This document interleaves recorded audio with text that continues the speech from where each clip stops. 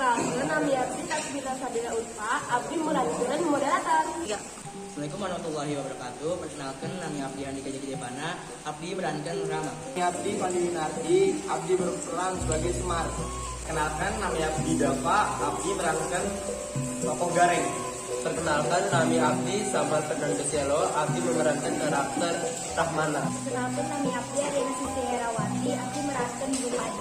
Perkenalkan, nami abdi Oktiana Elvida, abdi merankan Perkenalkan, nami abdi Dean, abdi merankan Bajo.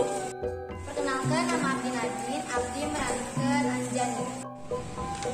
Dina hiji zaman, aya kerajaan namina kerajaan Mahabharata anu dipingpin ku saurang raja namina Prabu Rahwana anu watakna songong kian licik.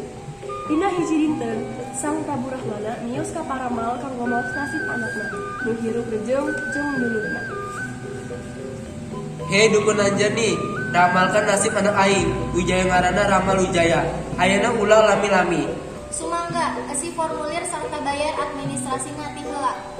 Sanggeus Prabu Rahwana ngesian jeung bayar administrasi, dukun Anjani oge maos takdir Wijaya ngaliwatan kitab takdir. Wahai paduka Prabu Rahwana, anak anjeun bakal nikah jeung barudak gelis anu wedang poe ieu. Asik, aing bakal gaduh mantu gelis ieu. Nanging anjeunna anak patani miskin, hehehehe. Naon? Sanggeus ngadeung ngeramalayan anakna bade nikah ka moja miskin.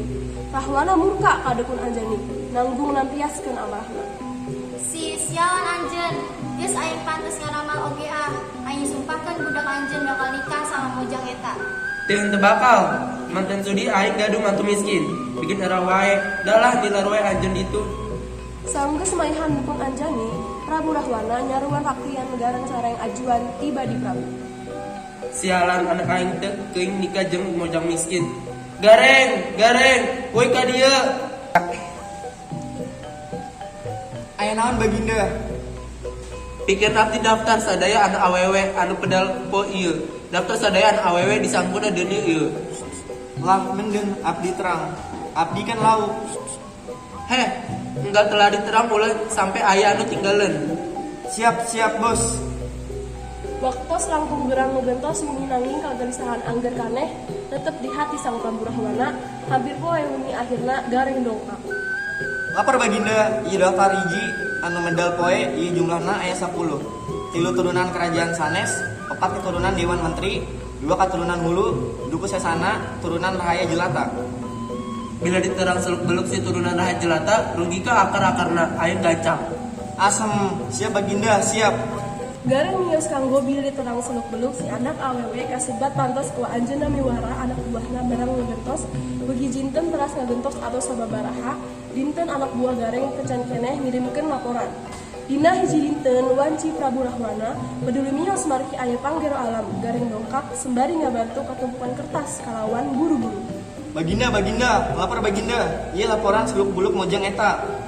Aduh, mules ieu bacakeun ka cinta kanana wae atuh. Anjeunna cicing di desa lalai sareng emakna, bapakna nilar. Sarumakna julung anjeunna ka dieu. Sababaraha dinten saterusna rupa diindung saporot dungkat ka karajaan tangtos wae kalawan ngabantu orok gelis. Beda aya naon Baginda? Abdi bade ngadopsi orok awewe anjeun. Seriusan Baginda? Ulah hilat bantun batangan emas ieu wancit anjeun. Bade wangsul, oke? Baginda, aya naon Baginda? Abdi bade ngadopsi orok awewe anjeun. Seriusan Baginda? Ulah hilat bantun batangan emas ieu wanci anjeun bade wangsul, oke? Oke Baginda. Sanggeus indung si orok mios, Rahwana langsung mios ka waluan caket karajaan kanggo nggulungkeun orok eta. Sababaraha warsi saterusna. Hiji dinten Rahwana mios warsi saterusna manehna patepang kalawang saurang mojang gelis anu kantun si bisa caket pesisir. Carioskeun ka uring, asana ti mana-maneh. Abdi henteu terang, abdi diselamatkan ku pamayang di walungan serta abdi dibikeun warta peta. Prabu Rahwana luas sabuk terang serta emot saha mojang eta. Manehna kedah nikahkeun mojang eta. Anjeun hoyong gaduh ser artos. Abdi tiasa maidamel anjeun jenggut mawas surat ieu. kawargi kuring di dayeuh di Cikiwir. Nuhun Baginda. Margi kabita bade tawaran Prabu Rahwana Sinta anu henteu tiasa maos pulang nganterkeun surat eta. Enjing poena Sinta oge mios wancing ngaliwatan ieu sakalompok baju ngajegatna. Hei mojang gelis, keser sadaya harta anjeun. Tarik sis, semongko.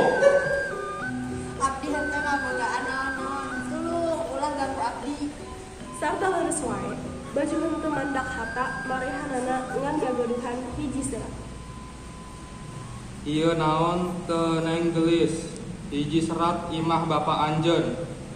Bajo kasebat melas sabot maos serat ti Rahwana anu usina dulur abdi paehan mujang nu maos surat ieu. Geura nu maos watir Bajo kasebat akhirna ngagentos eusi serat eta ngarubah kaayaan. Dulur abdi nikah keun mojang nu maos surat ieu kalawan anak kuring. Geura Ti henteu tiasa apa-apa ti anjeun. Nasib sae anjeun tiasa ieu abdi balikeun. Aheng kalintang baju tadi. Tadi anjeunna hoyong nyokot serat eta nanging malih dibalikeun. Geus wae lah. saunggeus salampahan tebih Sinta oge anjuk di imah dulur Rahwana anu aya di wewengkot elit dayeuh di Cikiwir. Naon aya jalmi di jero. Saanjuna wantun-wantuna dongka ka imah abdi. Abdi anu abdi dipitah ngantarkeun serat ku anu megah Prabu Rahwana. Ieu suratna.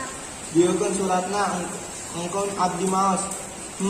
Abdi terang lurus kecap ti surat ieu lurus ti Rahwana mangga ayo abdi kenalkan luwih ti heula Rama ka dieu. Aya naon Mamang?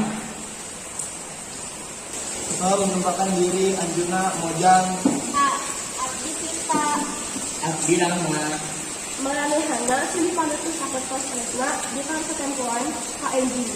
Sababaraha sampai saterusna akhirna Sinta jeung Rama nikah. Pambuktian ramalan kitab takdir kasiban. Prabu Rahwana senantiasa ngarubah takdir.